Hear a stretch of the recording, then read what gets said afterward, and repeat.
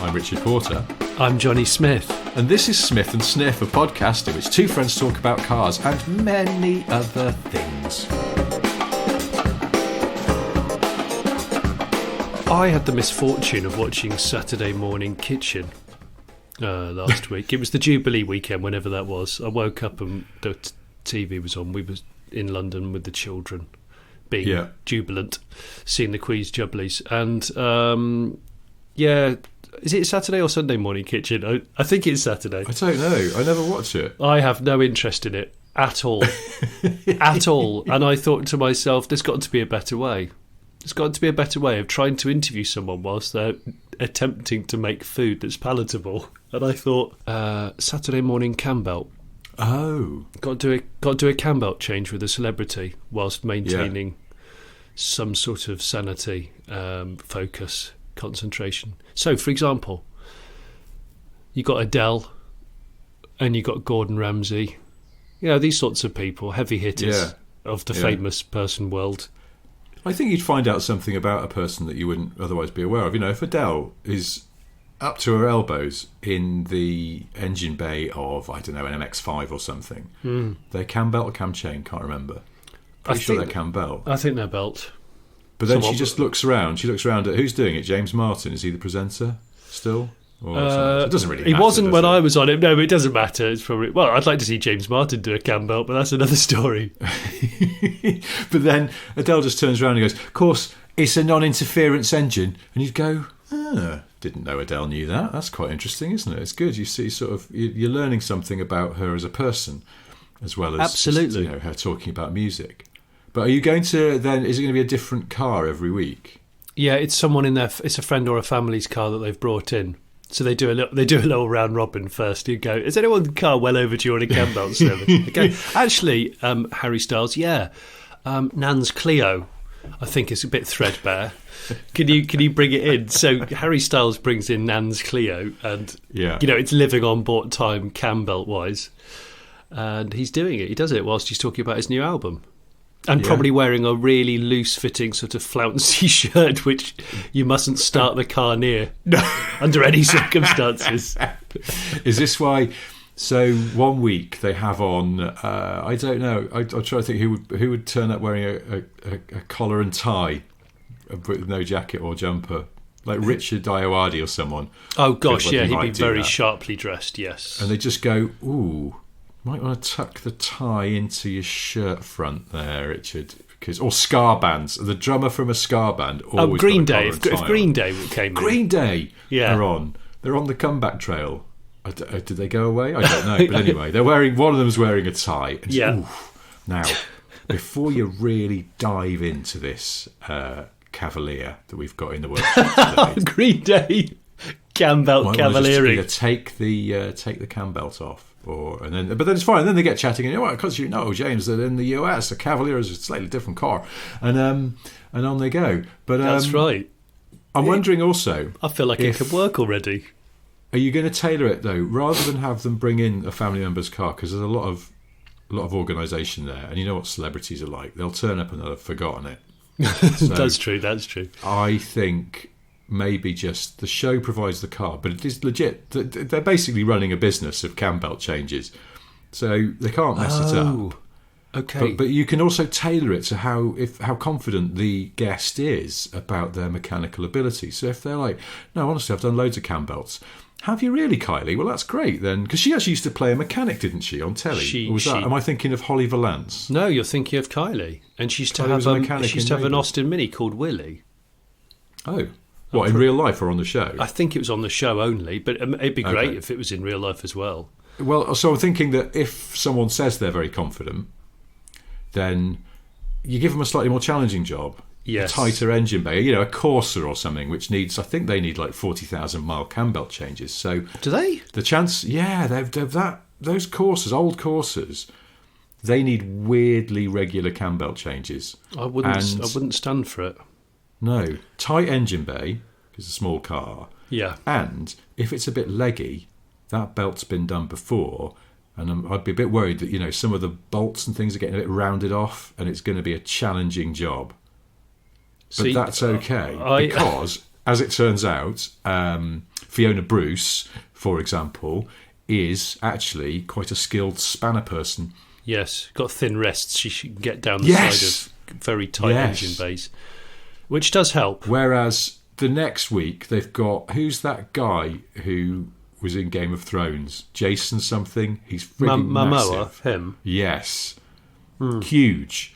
Now, you cannot ask him to pop the bonnet on a early Vauxhall Adam and get up to his forearms, trying to loosen off the lower pulley on that engine, because he will get stuck. I'm just and if thinking, Momoa gets stuck with an Adam halfway up his arm, he's actually just going to stand up, and the Adam is going to get flicked across the workshop. He is. Like it's a like tea towel. Yeah, like a sort of koi carp trying to suck up kids' fingers. They'll thrash it around and fling it off. There's always a video on I don't know, YouTube or something like that. That's what about a car which requires? I know what I'd love to do. I just thought about it. I would make sure that James Martin was presenting, and he'd gone to an awards do the night before. He'd had a big family event, and so he was very fragile and hungover.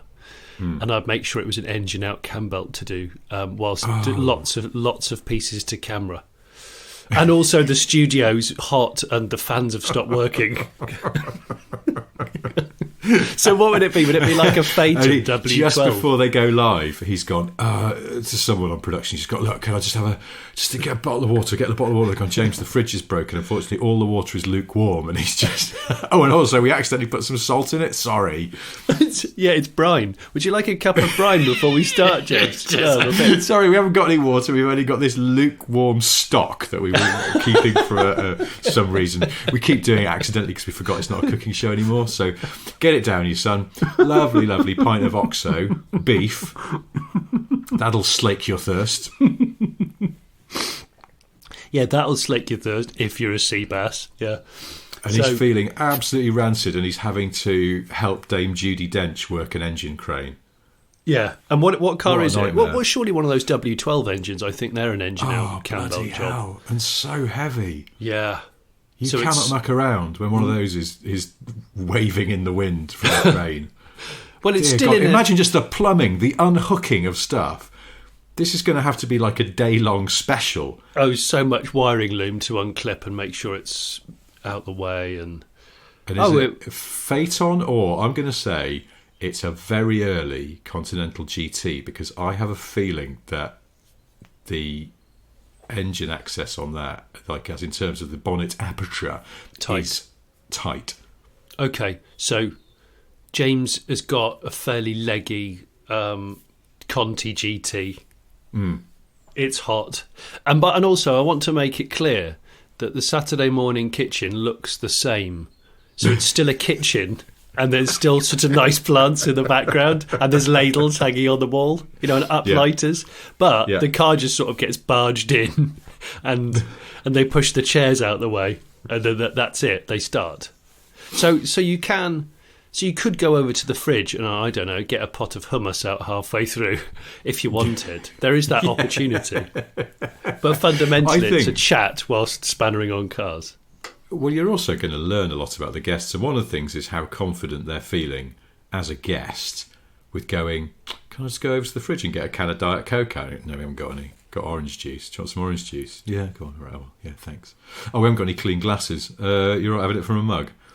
James Martin's badly organised kitchen, because he's been on the sauce again and he forgot to set the dishwasher going. I forgot to reset the kitchen and have the clean down. Yeah. They don't have a cleaner. He's got to do it himself every week. And the floor, the tiles are going to be ruined by, for example, a 2-ton luxury coupe being rolled onto them, and then a lot of dripping, a lot of fluids. There's an awful lot of auto box fluid, which, as you know, smells like tomcat piss, but also is very, very thin. So if Dame Judi Dench walks in and she's wearing heels, she's going to break both of her ankles within seconds, or look like Bambi on ice. I'm going to say this is not Dame Judy's first cam change, and she is wearing steel toe cap boots. Yeah, I agree. On the safe side. I agree. because there's always a possibility that I wonder if, like, to get the engine out first, you've got to take off some ancillaries. And again, it's not the first time she's dropped an alternator on her foot, so she's taking no chances. Yeah. Well, that's the small talk. In fact, the more I think about it, I get a bit upset with the whole "I'm a celebrity, get me out of here" using insects and reptiles as sort of sacrificial playthings. I find that a little bit offensive. Because if I was to do that show and suggest using, I don't know, rescue dogs, I would get shut down and never work again. But it's absolutely fine if it's just a pit of snakes. Or Johnny Smith's Gorilla Rescue Dog. Yeah. Tonight on ITV. Yeah, exactly.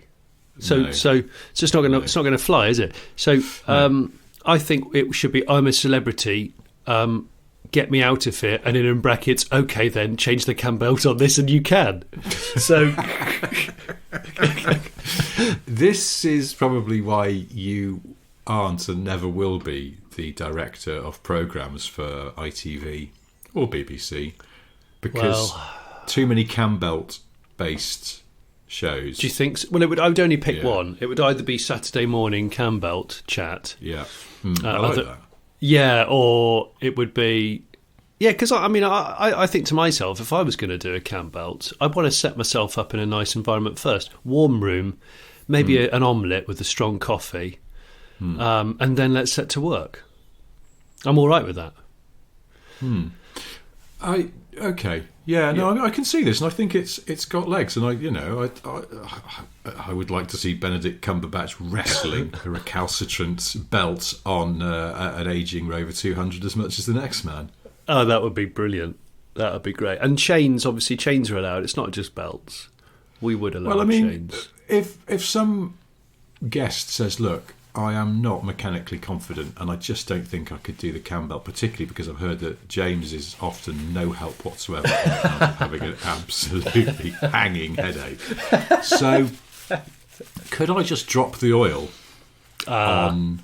And you go, "Okay, yeah, but we're not going to make it too easy for you. So we're going to do something that's a bit fiddly. I don't know what that would be, like an MGF or something. It's just you've got restricted access from the top. Oh yeah, do as much MR2. as you can from the. Yes, just something that we go. Yeah, you can. But the sump plug is really stuck. I've had that. I had that on my Insight, and it's a magnesium sump. I was terrified of it. Ooh. Yeah. Crikey. Yeah, I know. I didn't have James Martin to help me, unfortunately. Sump. Yeah. Bloody hell. Yeah, I know. And apparently you can't buy them. So if you ruin it, you're snookered. So it's a slight bit of pressure. And James Martin was there. From magnesium? I'm guessing it was there. Lightness? It's just sheer lightness. It has to be. Because that car was all about unsprung weight, wasn't it? So it was... So they've gone the optimum lightness versus strength led them to magnesium, I would guess. But I mean that says a lot about that car. Yeah, where they just no expense spared, surely. Well, no, because you can't even see it. It's under a load of plastic aero under trays. You have to take three trays off to see it. Yeah, but if you're a Honda engineer, you know that's there, and that's the thing. That's why very proud of their sump. That's why I love it even more than ever on that side of things. I'm just thinking now, next time I'll invite James Martin round and he can have 4 pipettes of room temperature water before we get cracking. Then, you're going to maybe, you know those things that hamsters have? Those the bottles, little ball bearing suckle bottle. You've got a big one of those, or maybe not. Maybe just a sort of guinea pig sized one on the wall, and James is allowed to just lap at it like a rodent, but it's lukewarm. I'd love to see that. I think that'd be brilliant. Now that's almost different now because it's sort of like Sunday morning hangover kitchen. I know we're not suggesting that James Martin gets absolutely battered every Saturday night and then attempts to present TV shows. That we're not saying that. It's just amusing to imagine that if someone were in that position where they had to front a live Sunday morning TV show, that it was incompatible with their love of going out on a Saturday night and having 19 pints of Carling. I have to say, I have presented an item on a TV show, criminally hungover before. It's just well. Tell us which item and which TV show it was, and then perhaps it's on YouTube, and we can try and work out the point at which your brain starts to collapse in on itself. It was awful, and it was really hot. It was an incredibly hot launch of a Honda Civic in Spain, and it was the night before. Let me get this right. Yeah, the night before, the hotel was really lovely, and we all decided, because it was close to the end of the series, we'll just have a couple of... They had this amazing cocktail bar, which has been plied on us. You can smell the danger from here, can't you? And we had filmed some of it already. Like the drive of the car we'd already filmed, but we hadn't done the intro, and I don't think we'd done the outro, and we hadn't done a couple of other parts. And we all had a little bit too much. And worst of all, the lead cameraman, I won't name him, who set the camera up, and then the director said action, and as I was talking down the barrel of the camera, he tiptoed off and threw up behind an ornamental bush. And then I could actually see him wiping his chin and coming back, and I'm thinking, how am I supposed to do a really natural piece to camera when I've got him just shundering? And this was an immaculate hotel garden, really beautifully manicured. We did it on the premises. So yeah, and that, but I didn't. I made a point of not doing that because I knew I can't operate on a hangover. I can't, and it's only got worse, unfortunately. I went on the Jaguar XF launch, the original one. 2012 was it? No, it would have been like 2008 or something like that, I think. Oh, was it? Quite a while ago, and there was quite a giddy evening in the hotel bar. Oh, giddy. And the next morning, we had some more driving of the car to do. Not filming it, just driving it to write about. And I was sharing a car with another well-known journalist who I've known for a while. And he was driving. As we set off from the hotel, he went, because we both went, oh dear, feeling a bit rubbish today. And then, as we set off, he went, I warn you now, I'm going to conduct this very gently. And I was like, I appreciate that. Thank you. Good. That's how I would like it to go as well. No helmsmanship here, please. We just need to get safely round and then have an enormous barrel of water at the lunch stop. And we drove up. It was in the south of France, and we drove up into the mountains. We were just going up these mountains. So inevitably they're a bit twisty. And we hadn't been going very long when he just went, I'm just going to pull over. He pulled rather urgently into a lay-by and then just got out of the car, ran behind a bush and puked up. Oh, awful. And then he said he felt much better, so, it's not all bad. But, I think as long as you've got access to water, it's okay. Yeah. Anyway, so, when people wonder where the inspiration for the car journalist Roy Lanchester, as I sometimes write, where it comes from, well, it comes from real life, is the answer. Yeah, that's right. It's not fake at all. No. It's not even satirical. I think it is a bit more...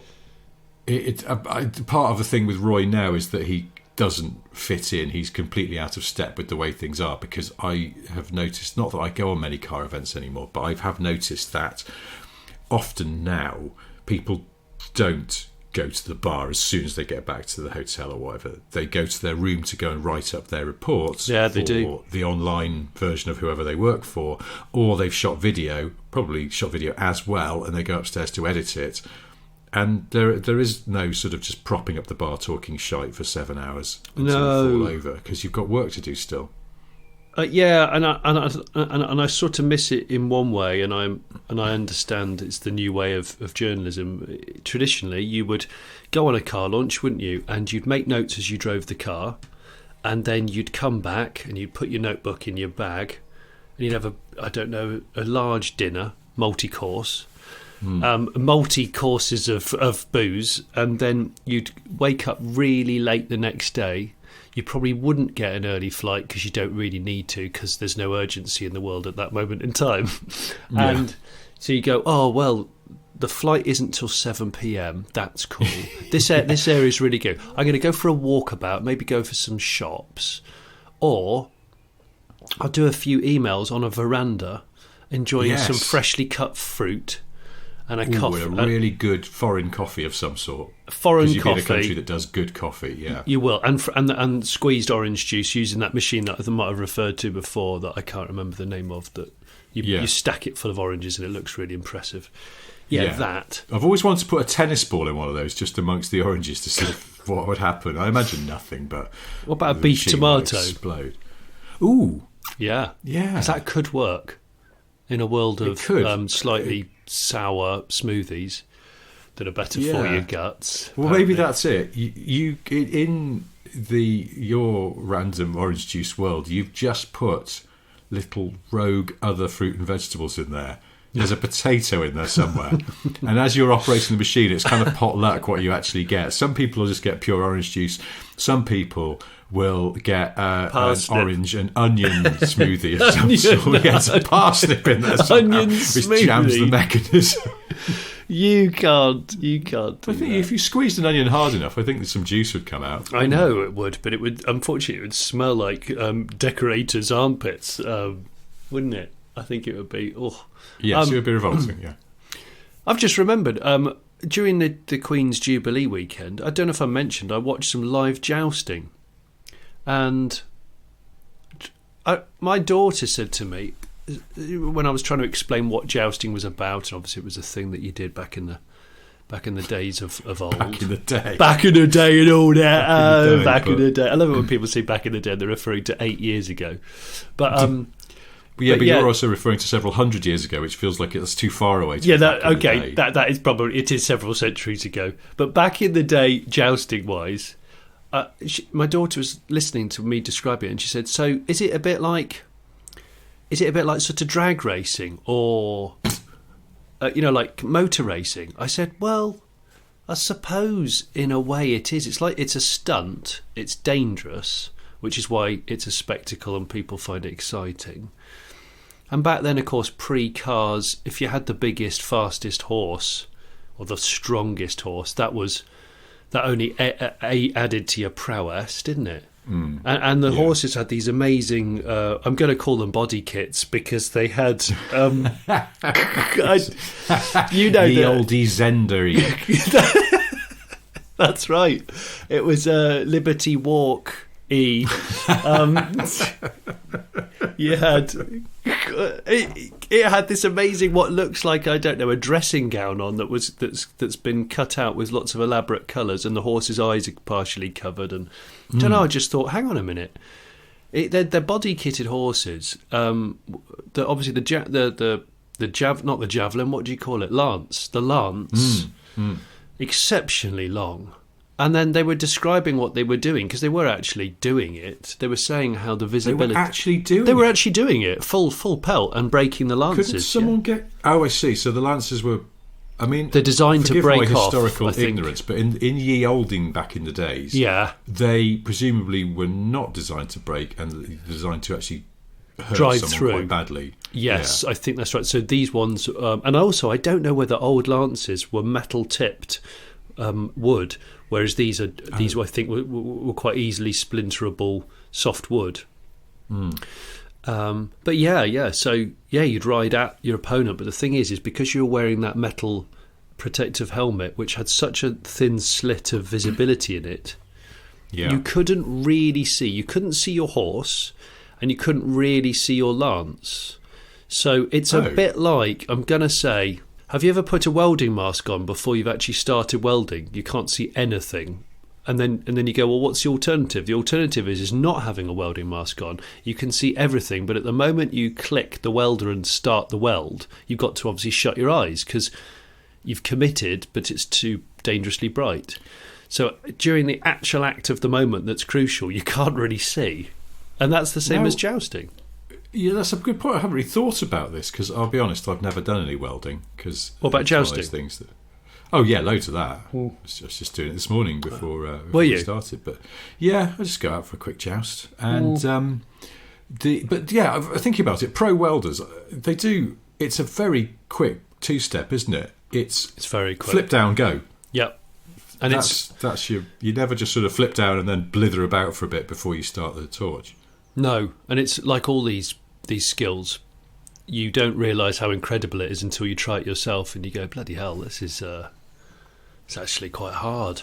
It's a bit of a fiddle. Yeah. So to make it look artistic is quite something. That goes for any. It made me feel like a charlatan, because I have never done any welding, but I do really admire a nice weld, and equally I find bad welds offensive. Bad welds are quite offensive. Now, don't get me wrong, Rich, I'm not going to sit on this podcast and claim that I weld every weekend, because I sure as hell don't. Because you've got all that jousting to do, haven't you? I've got way too much. I've gone in hard on the jousting, yeah. You know, like middle-aged men who've gone hard on the cycling thing. And yes, they've got all the carbon, yet they're still overweight, which I still don't understand. I'd rather have a slower, heavier bike and get fitter quicker.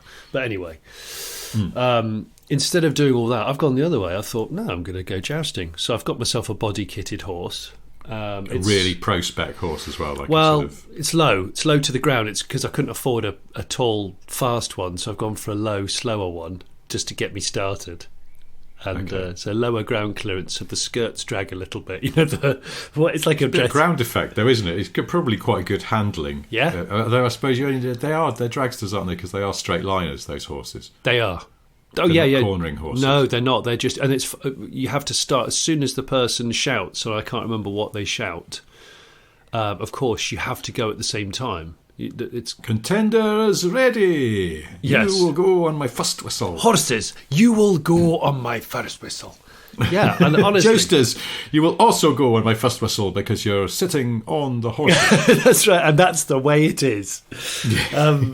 Yeah, I've got in my head I started chuckling because obviously they have different shields, like a really protective shield. They have different coats of arms stitched into the cloaks and the horse's gear. And I was thinking, yeah, it would be quite cool to have some modern sponsors name like, I don't know, Gazoo Racing and MSD. Well, you could do like the drift people do and just sort of do the big list down the side of the horse. That's right. That's things that have got into the horse, but I guess it would just say like carrots, straw, horse nose medicine of some sort. Nose bag meds. Yeah. Nose bag. Yeah. Well, I don't know what else you do with horse. Maybe the name of the vet and that sort of thing. You know, and the shoes. Whoever's shoed the horse. Shoot them up. Yeah. The farrier.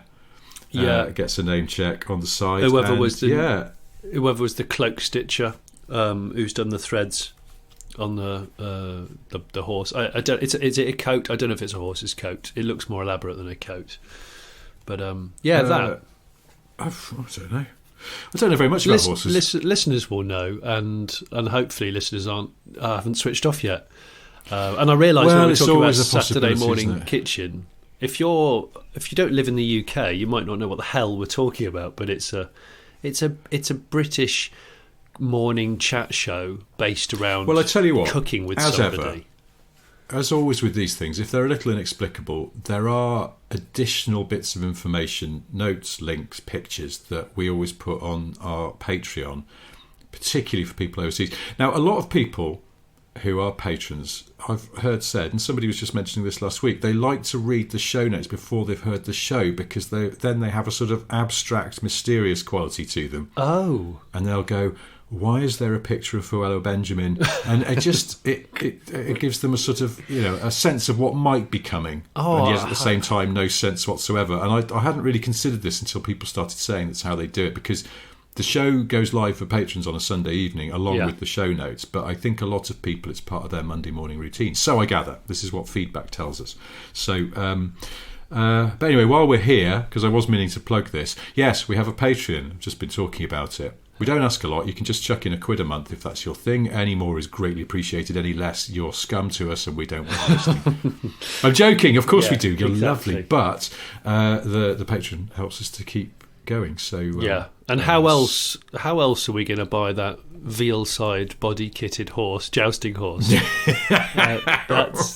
It's with Patreon funds, of course. With sugar lumps written down the side. Exactly that. And other things that horses apparently like in cartoons. Polo mids. I bet you're not supposed to give them sugar lumps in real life, are you? Probably bad for their teeth. I don't know. I think it depends on what their sort of power outlay is. If they're regularly exercised hard, it's a bit like if you're a gym bunny, probably having a Mars bar every day doesn't touch the sides because it's going straight up the chimney and being burnt, isn't it? So you know those pictures in men's magazines, like particularly sort of like Men's Health and things. They'll always have someone with a really amazing six-pack on the front, yes, or certainly within the pages. Yeah, and I know someone who went through some kind of, like, not a competition, but there was some kind of challenge to get a six-pack. And he was in fairly good shape, but he was just sort of, middle-aged dad bod kind of okay shape. Like, yeah, he wasn't cover of a magazine worthy. And there was some sort of challenge where he went through this regime of exercise and diet to get an amazing six-pack. Yeah. And he achieved it. And then I think the prize, whatever it was to have your photo, have a photo shoot. Gosh. And just before the photos were taken, he had a massive McDonald's, because apparently the last thing you'd want to do to really bring your six-pack out is to have a very heavy, big meal, and that pushes something or other. Seriously? And gets that final... Yeah. So you've spent weeks and months eating very, very healthily, and then if you want to pose with your six-pack at its most sort of prominent... You bloat. Yeah, you bloat. I'm sure that's what he told me. Because he said that. I went and got a McDonald's, and he was like, it felt disgusting, but that was what I was told to do by the photographer, the stylist, or whatever. Bloody hell, that's the last thing I was expecting you to say. It's weird, isn't it? I'll remember that just before I go on the beach in a few months' time. Yeah, I think it only works if you've done a very intense six-pack building routine. I don't think it works if you're just a normal middle-aged bloke. What, isn't it? What, that hasn't done any exercise since lockdown and is going to have a Magnum every other hour on the beach? Yeah. Okay. I don't mean a Magnum of champagne. I mean just an ice lolly. Yes. Popular grown-up lollipop. Yes, that's right. So... Now, I want to start a new and one-off feature on this show called I'm a Bit Worried About. Oh. And I want your advice on this, because I'm a bit worried about my cars. I've mentioned in the past couple of shows I've just moved house, and I'm now parking both my cars on quite a steep slope, and it's worrying me that it's not good for the cars. Right. Oh, hang on. Is this your phobia of automatic cars being on the pin, as you said it was when they're in park? On the pole, if you will. Yes. Okay. But this is the thing. So when I get into the Range Rover, go first. Now, it's got an electric handbrake. Yeah, and it's an automatic. Yeah. Now, first of all, electric handbrakes, it's you sort of at the mercy of what the system has decided. You can't sort of pull them on extra hard like an old-fashioned one. No, they're just there. Now, I don't actually know how they calibrate themselves and adjust. I don't know if they even do. I've seen them. I think they do. They do adjust for wear, don't they? They are able to compensate. They have little wheels, like pulley wheels, and they do, don't they? Because that's the noise you hear when you pull them on. They just go. And the problem is the wheel winding the cable. Yeah, from memory, they're in a really vulnerable spot for just getting covered in mud and gunk, and then, of course, they start to seize and dry. So what I would say is go on Google and type in, I don't know, Land Rover or Range Rover electric handbrake mechanism. You'll see one being demonstrated. Okay, and then what I would do personally, it's so high off the ground, get some old clothes on, not some brand new Smith and Sniffen merch, because that's new, and then lie under your car on a warm day when the car is all warm. Clean off around the area of the electric handbrake, assuming it's not covered in, you haven't just done an off-road day or a joust event, and spray all that area with some sort of anti-corrosive protectant fluid, because I think the dryness is what kills them often. Like all this stuff. I'm not so worried about the handbrake at the moment as such. It's holding the car. Well, I think it's holding the car. I haven't actually tried it. I should put it in neutral and see what happens. But what bothers me most is no matter which way round I park, when I put the car into gear, it's suddenly sort of like a bit of a thunk. It bangs, yes, it does, And I don't like it. No. And the up does it as well. The up does it to a lesser degree, but it's still there. And the up creaks all mightily as you hold it on the foot brake. Yeah. It's just the brakes making brake noises. Electric cars often do that. It's very pronounced. I think it's also because I'm often parked against a wall, and it's somehow it's reflecting the sound back. But I did it the other day with the window open and went, bloody hell, it's creaky. I just don't like it. I don't like parking cars repeatedly on a quite steep slope. It feels like it's bad for them. Well, I'm going to say you don't need a handbrake in an auto anyway. It's just a waste of time. But come on. No, it's locked. The gearbox is locked. I know, but it's stressing my Paul. It is stressing the Paul. Nepal. What I would say is, are you facing down the hill or facing up the hill? A bit of both, actually. Okay, I was going to say, I don't know if it makes any difference, but I would probably face up the hill so that when it goes into reverse or D, it just feels... And also always select it when obviously your foot is heavily on the brake. Oh, heavily on the brake to take up any amount of slack. But I think that's really your only option. I mean, what people in San Francisco do is they put their wheels on full lock and then they nudge the tyre into the curb, and then that way it probably takes the pressure off the transmission, the locked trans, which means when you put it into reverse or D in the morning or whenever you go back to it, it's not going to have that mechanical shunt effect because gravity isn't trying to pull it one way or the other. Exactly. Yeah. It's not really an option because this is a driveway. That's the only problem. And what I only noticed, bought the wrong driveway. Yesterday. Well, it kind of came free attached to the house. You stroker. I mean, I could have it levelled off and some elaborate system of lifts like the Anderson boat lock. But I think it might. Could you have a bit of an expense? Could you have a funicular driveway system? Well, it's still going to. Oh, I see what you mean. Like, so that where those railways, the carriage sits flat, doesn't it? The carriage sits flat, but it goes down the gradient using pulley system and a load of water. Yes, which I absolutely love. I love a funicular railway.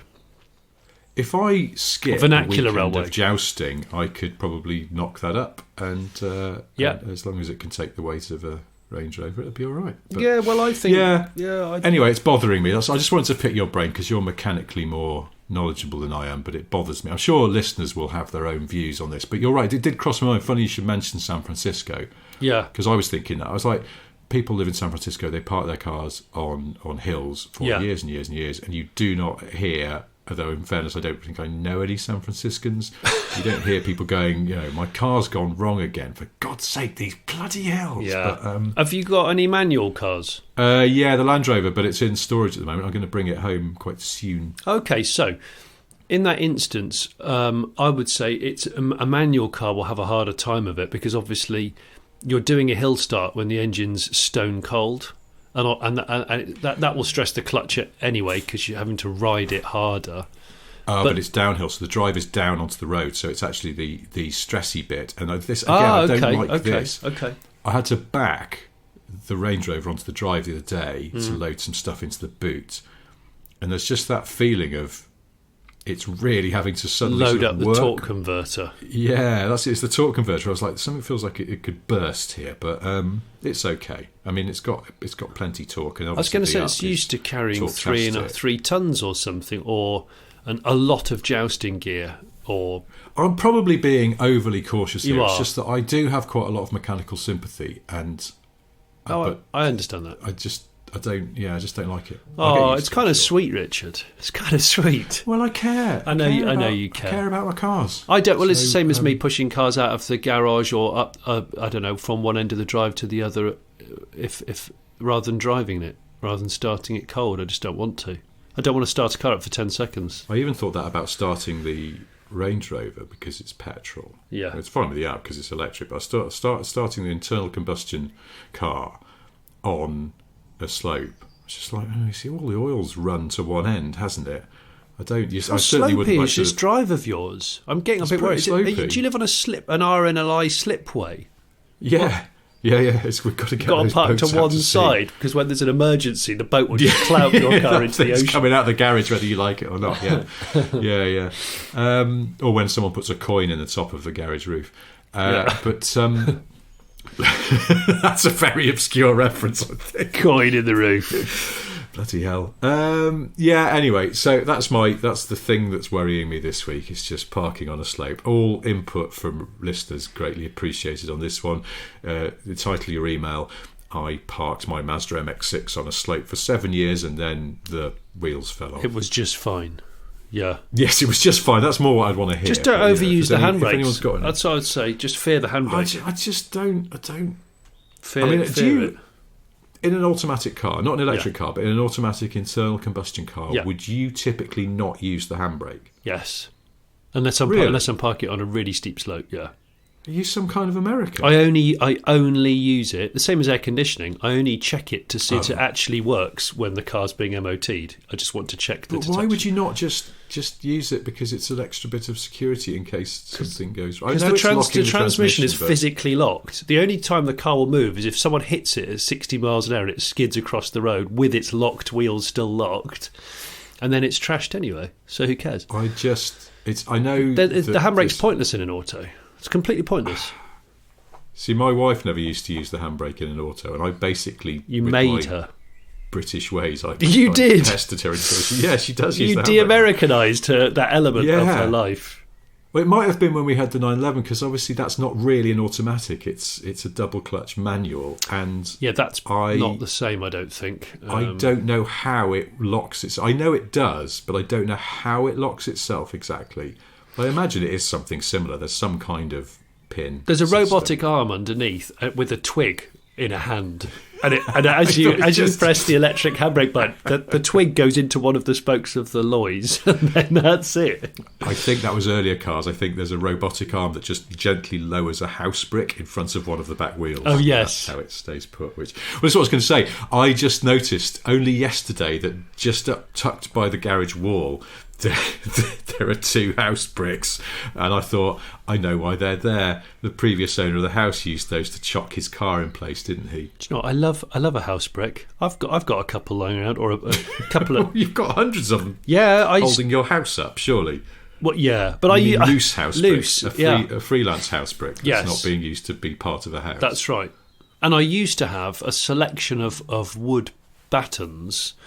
Because of that reason of chocking vehicles, and also I used to drive around in a car that was so low, I couldn't physically get a jack under it, so I'd have to push it or reverse it onto a selection of wooden battens and then get a trolley jack under it because I'm a complete bell cheese. But anyway, so tonight in session, Transmission Paul playing tracks off their new album Selection of Battens.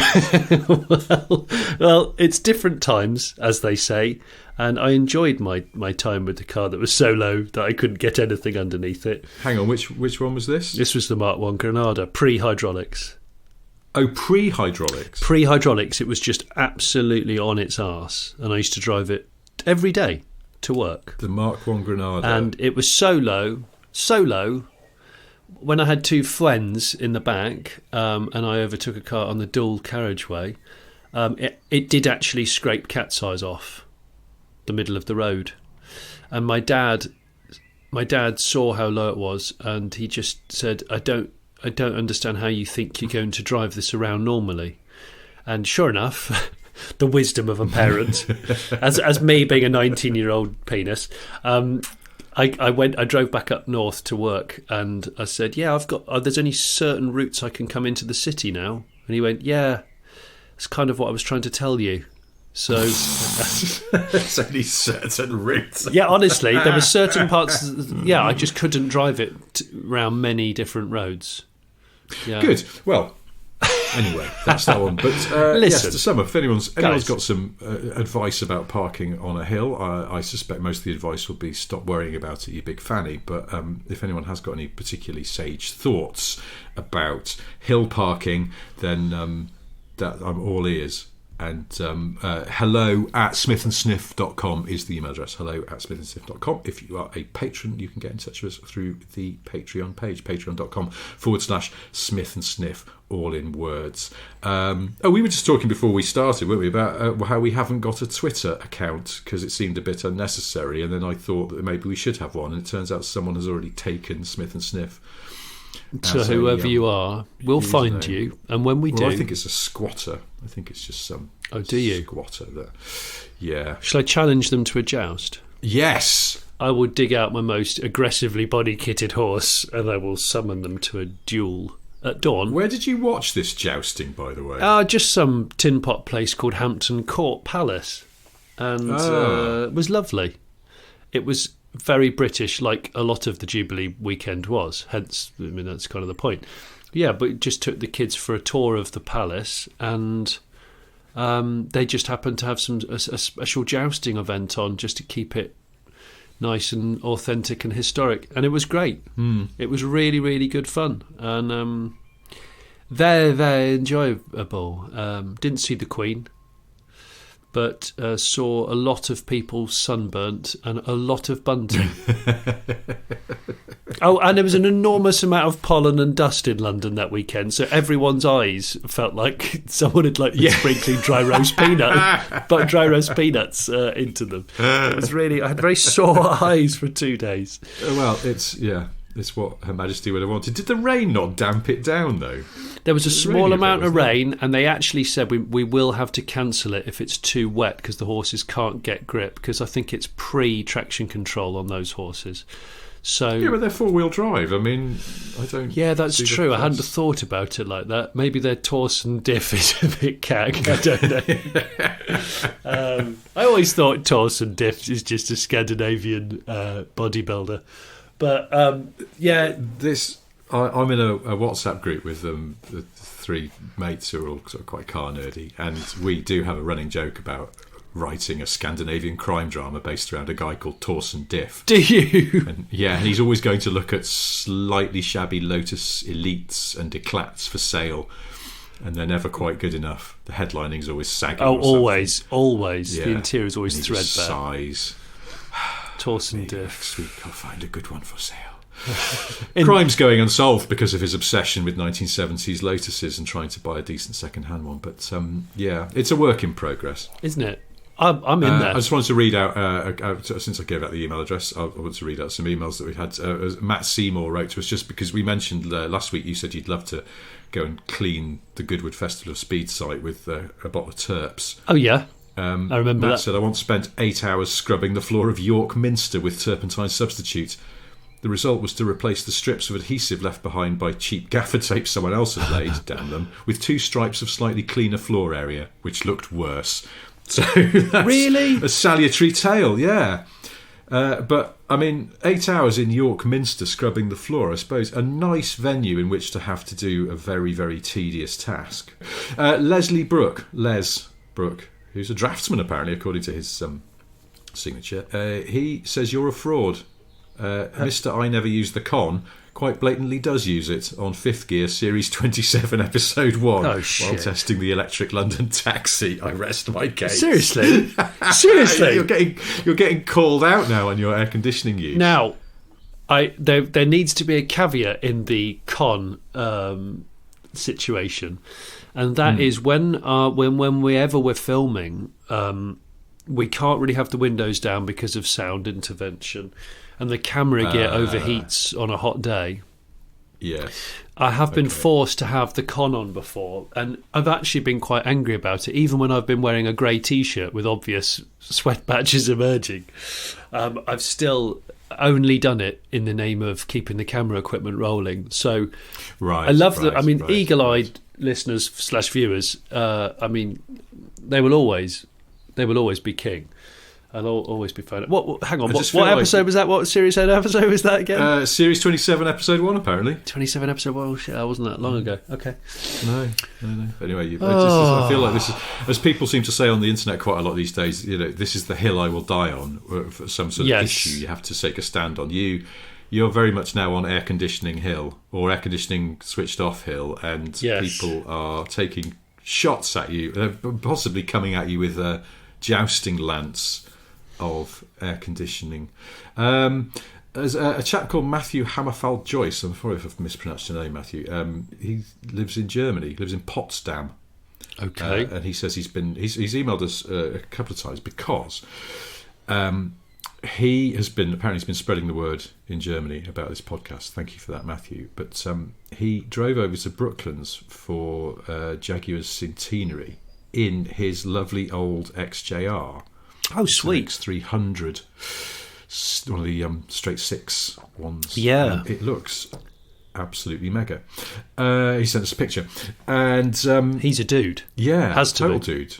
So he drove to Brooklands, and then there's a test hill And he said, I listened with nervous anxiety as the Brooklands marshals told us that we didn't lift off the throttle at the flag. We would most likely end up in Weybridge. And when asked if my car was low, and I asked how low is low, he replied, give it a go and we'll see. So I don't like that. He set off. I know. That's not the right attitude. He set off up the hill, made it without a worry. But what's glorious about it is he did it with a big yellow Smith & Sniff sticker in the back window as his only nod to competition spec sponsorship. Thank you so much. What a great... Any German person that owns a slightly left field British car, I'm always fascinated by anyway. I think it's cool. You're very much going against the grain. Exactly. You, sir, have taste.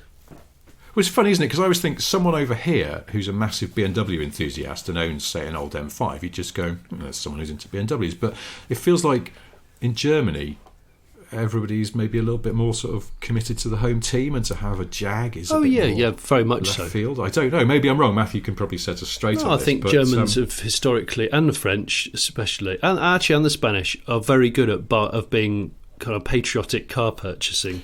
Yeah. Whereas we don't anymore. It's true. Well, we had our trust broken too many times. Well, we did. And our local cars are Toyotas now, and... Yeah, and Hondas. And were Hondas. Were Hondas.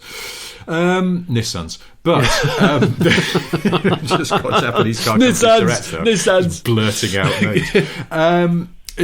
Matthew, anyway, he finishes by saying, suffice to say, given it rained all day, some water got in my electrics, and after a lengthy stay on the hard shoulder, I made it home. Oh no, because of the acute angle? I don't know. I bet it was. I bet it was because it was parking at an acute angle and the sunroof let in some water and the ECU started choking. Now, the reason I bring up Matthew, or Matt, he's signed his name, actually, we'll call him Matt from now on, let's be friendly, but the reason I bring him up is actually because of last week's podcast when you went up that mountain that's named after a man who has some kind of weird Welsh it was legend. nude and wanted to marry a woman and had to hit a hammer on a log all night to stay warm. Yes, nothing weird about that. Anyway, Matt's father-in-law owns an actual mountain. What? In Norway called Hammerfall, which is one hell of a name for a mountain. Oh my gosh. Yeah, what's it called? Hammerfall. Oh, can we climb it? I mean, is it a tricky one, or is it a fairly easy whistling event to climb? Well, what's exciting is that Matt has said, if you send me the okay, I will secretly, and much to my mother-in-law's anger, rename it Johnny Hill or Smith & Sniff Mount. But in return, he will need one of those little stickers we were talking about getting made last week, which are happening. Oh yes, it is happening. They were signed off a few days ago and they are being made as we speak. They're under construction. If you see us at Goodwood, assuming we're still going to Goodwood because we were a bit rude about Lord's March of Richmond last week, and but we haven't heard otherwise. No, we weren't rude. Well, it was done with affection. Yeah. Great respect for him and his event, but we just can't quite remember his name. And if you see us there, we'll have stickers on us and we'll give them away. Anyway, Matt sent us a picture of Hammerfall, or at least a picture of the sign, which seems to be on a road. It's hard to make out which is actually the mountain, but it doesn't look massive. I reckon you could climb it.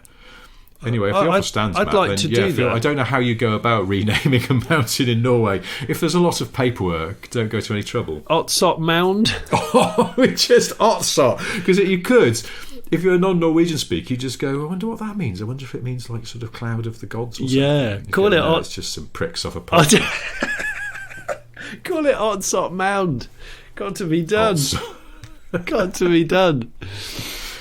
Well, there's a challenge for you, Matt. If you're listening and you feel so inclined, there are many stickers in it for you. If you can go through the labyrinthine local government system to rename a Norwegian mountain, or he's just going to, in fact, scribble over the existing sign with a marker. With Sharpies. Yeah, I always go for a It's walk. quite a big sign. It's a proper sized sign. It's not just like a little note on a stick. Okay. It's a proper like a kind of road sign that would show the name of as you entered a village.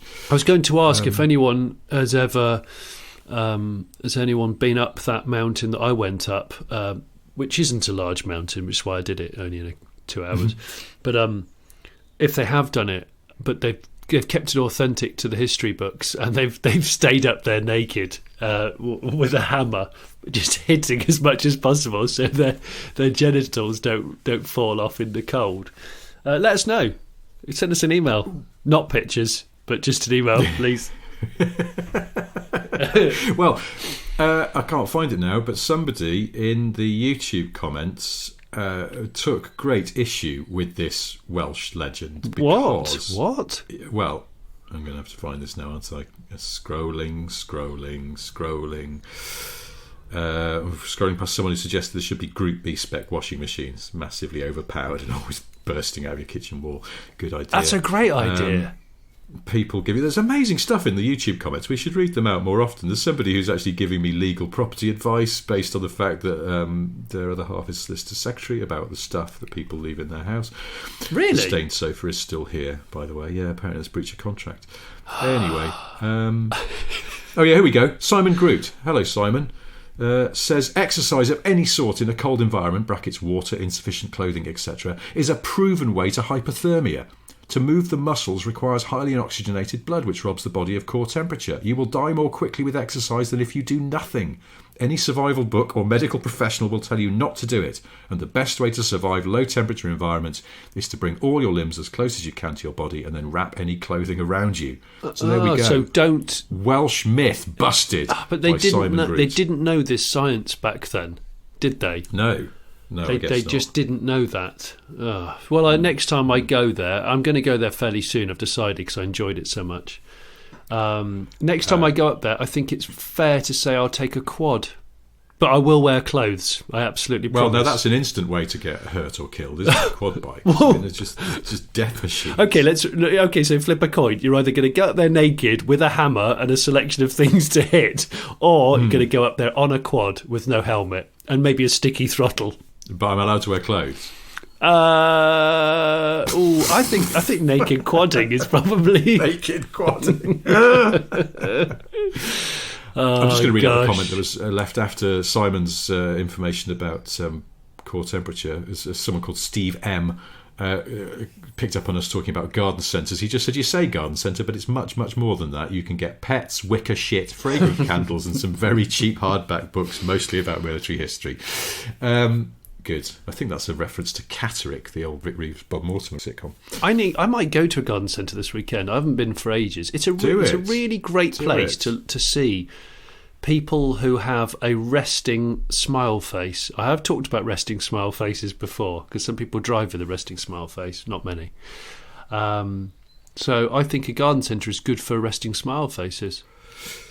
Pop in on your way back from the joust. Oh, yeah. Well, no, because I might be injured.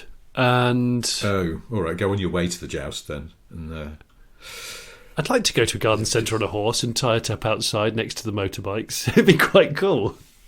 Yeah. And then you realise you bought a massive tree.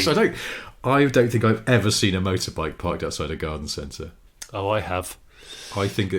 I think the two things are mutually incompatible. No. Motorbike enthusiasm and garden centre visitation. No, I've seen them, but they're of a certain breed. They're a faux Harley, or a Foley, as I used to call them. They're those Japanese/Chinese bikes which do try to look like Harley Davidsons, but then you suddenly, beneath the veneer, you realise it's a 125 or a 250. Very much a single-cylinder motorbike, and then you go, and it's a little bit too thin and spindly to be a Harley. Yes, like a bad drawing of a Harley. Yes, it is like a young Harley that hasn't quite sort of grown into itself yet. It's a Bambi Harley with spindlier legs, and a thinner body. Harley. There we go. On this or any other issue, do send in your emails or your pictures, hello@smithandsniff.com, or join our Patreon. And we do enjoy hearing from you, and we do try and reply, even if we're not very good at it. Right, well, that's that for this. Before we go, I have three things to tell you. They are, firstly, Johnny has a solo YouTube channel. It's called The Late Drake Show, in which Johnny must pick up award-winning rap artist Drake from Luton Airport and get into a concert on time. But because his private jet's been significantly delayed, due to an onboard catering issue, he misses his gig. The Late Drake Thank you Show. Thank you to Kieran Bicknell, who sent that one in. People have started sending in Have they? your fake YouTube channels, yes. So more of those in coming weeks. I'd love the Late Drake Show. That would be great. The Late Drake Show would be very stressful, but at the same time, he might just play along with it. I was expecting a jousting horse. I was worried that my job would be collecting dead ducks off a road, but that's...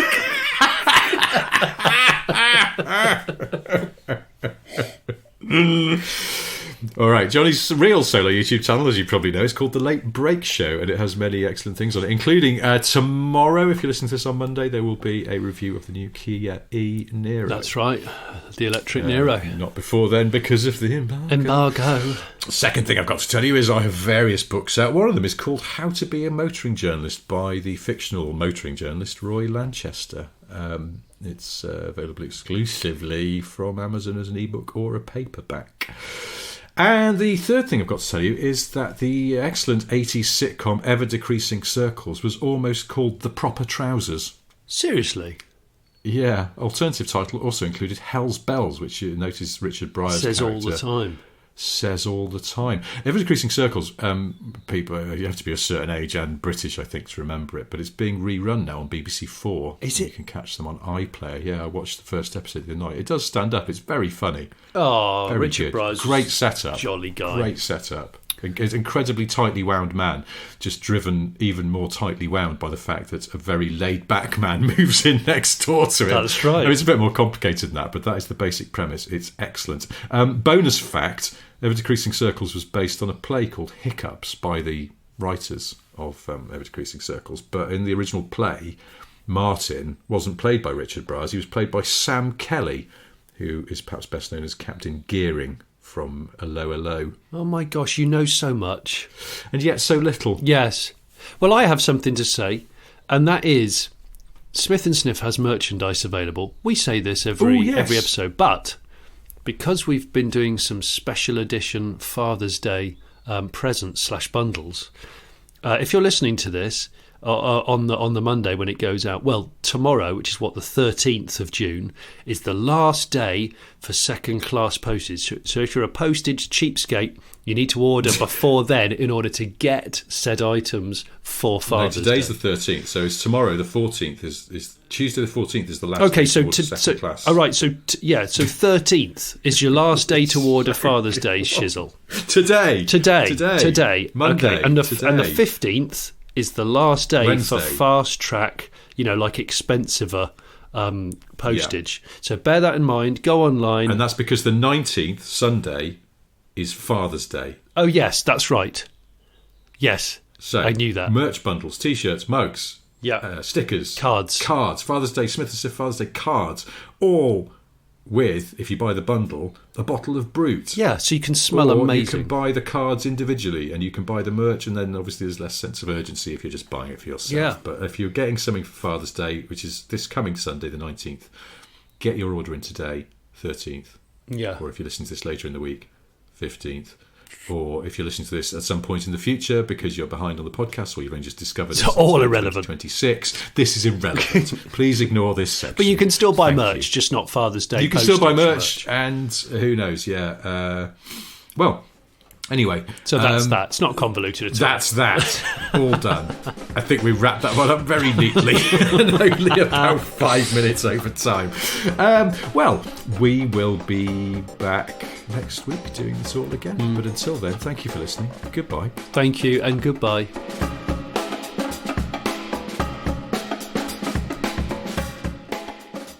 And this is Smith & Stiff, a podcast in which two people talk about cars and talking. Talk about talking. It's Britain's most meta podcast. Yes.